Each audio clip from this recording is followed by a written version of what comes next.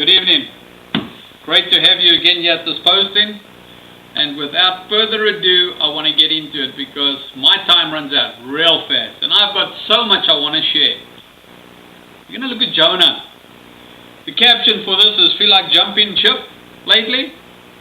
Jonah did. And I know many of you, as you go through this life, you might say to yourselves, man, it's tough, it's hard. And those are the unbelievers. But the ones who believe, they sometimes hear a word from the Lord and they run. They jump ship, they decide that's it, they're out of here, they're gone. They're not going to listen to what the Lord is saying to them. So, let's have a look at Jonah and see what happened.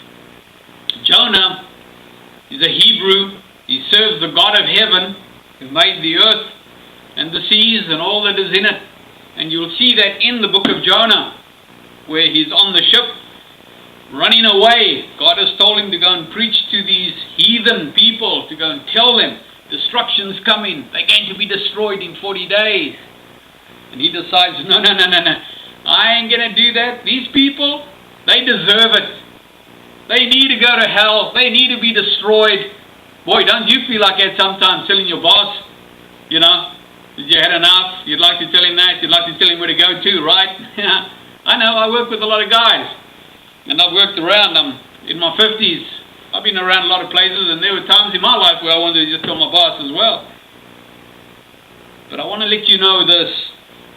In this situation, he jumps onto a boat and he heads out. As far as he's concerned, 40 days, Tarshish is going to be destroyed, or Nineveh is going to be destroyed, and he's going to be gone. And off he goes. He has the money, he's on the boat, and there it goes. And out at sea again, another situation with the sea. The storms come up, and the sailors are on board. They are all praying to their different gods. There are many gods out there. There's only one true God. One capital G God, as a friend of mine would say. Where's Jonah? He's in the bottom of the boat. He's sleeping. He's not worrying about this thing. He's on his way out of here. He thinks he's safe. He's okay. He's escaped. He's gone. Yeah.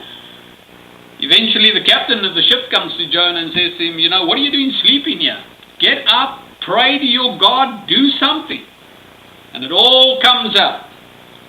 Jonah confesses up. And great fear falls on the sailors. They've just about emptied the ship of all its cargo, but the storm is still getting worse and they believe they're going to die. And he says to them, throw me overboard. Throw me overboard. But these sailors love life and they're scared of the God of heaven, this God of the Hebrews. They've heard a lot about him. And they're scared to throw Jonah over because if they take his life, they're scared he's going to die or drown. Then God's going to destroy them. So Jonah leaves them with that. He says that's what you need to do, is throw me overboard and the sea will calm. Everything will be fine. It gets a lot worse. Jonah's thrown overboard. He goes down, a big fish grabs him, takes him into the depths. Some of you are feeling like you're going down into the depths.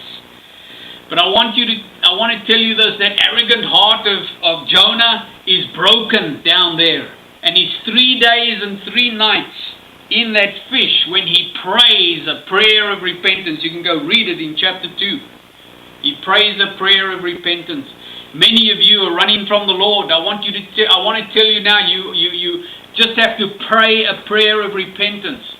God has a phone number. Jeremiah 33:3, call unto me and I will answer thee and show thee great and mighty things.